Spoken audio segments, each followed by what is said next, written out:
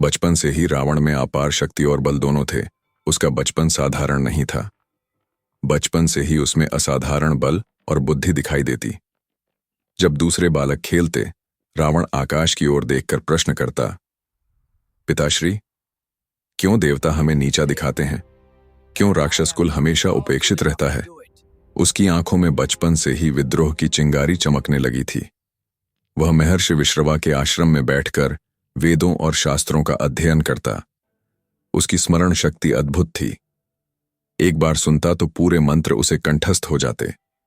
गुरु की शिक्षाओं के साथ साथ वह शस्त्र विद्या में भी पारंगत होने लगा। छोटी उम्र में ही उसने ऐसा बल अर्जित कर लिया था कि वृक्षों को एक झटके में उखाड़ दे। लेकिन उसके भीतर सिर्फ विद्या और बल नहीं, बल्कि जिज्ञासा और महत्वाकांक्षा भी जन्म ले रही थी। कई बार जब देवताओं का यज्ञ होता तो रावण दूर बैठकर देखता और अपने मन में कहता, एक दिन मैं भी इन देवताओं के बीच खड़ा होकर उन्हें चुनौती दूंगा। मैं उन्हें दिखाऊंगा कि राक्षस कुल किसी से कम नहीं। बचपन की एक घटना। एक दिन रावण और उसका भाई कुंभकर्ण वन में खेल रहे थे। तभी उन्होंने देखा कि कुछ आर्षि अपने यज्ञ में लीन हैं। रावण ने जिज्ञासा से उनके मंत्र सुने और तुरंत दोहराने लगा। आर्षि चकित रह गए। यह बालक तो असाधारण है। इसकी वाणी में अग्नि है और स्मृति देवताओं जैसी प्रखर। पर उसी क्षण जब उन्होंने उसकी आंखों में विद्रोह की चमक देखी तो उनके हृदय में भय उत्पन्न हुआ। रावण अक्सर अपनी मां कैकेसी से कहता, माता, आपने मुझे क्यों जन्म दिया? कैकेसी मुस्कुराकर कहती, पुत्र, तेरा जन्म देवताओं को चुनौती देने के लिए हुआ है। तू वह ज्वाला है जो अन्याय के पर्वतों को जलाकर राख कर देगी। उसके शब्द रावण के हृदय में तीर की तरह ढंस जाते। धीरे धीरे उसकी महत्वाकांक्षा आकार लेने लगी। बचपन में ही वह तपस्या करने लगा। बाल्यावस्था में ही उसने शिव को प्रसन्न करने के लिए घोर तप किया। उसका शरीर रक्त से लथपथ हो जाता, पर उसके होंठों पर सिर्फ एक नाम होता, महादेव। उसकी तपस्या से स्वयं कैलाश हिल गया।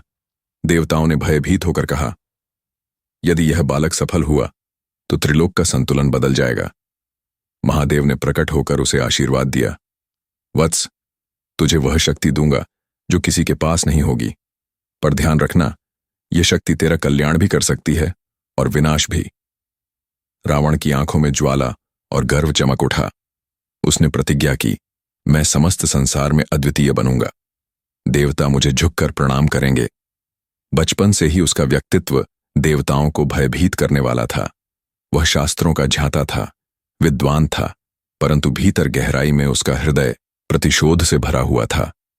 देवताओं से उपेक्षा, अपने कुल का तिरस्कार और मां के शब्द, ये सब मिलकर उसके भीतर ऐसी आग जला रहे थे जो आगे चलकर लंका को स्वर्ण नगरी बनाएगी, पर साथ ही रामायण के महायुद्ध का कारण भी बनेगी।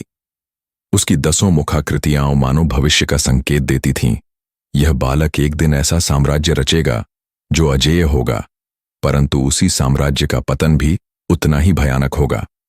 इस प्रकार रावण का बचपन केवल खेल और शिक्षा का नहीं, बल्कि विद्रोह, महत्वाकांक्षा और प्रतिशोध की ज्वाला का था। उसका जन्म ही नियति द्वारा लिखा गया वह अध्याय था जो आगे चलकर धर्म और अधर्म के बीच सबसे भीषण संघर्ष की भूमिका बनेगा।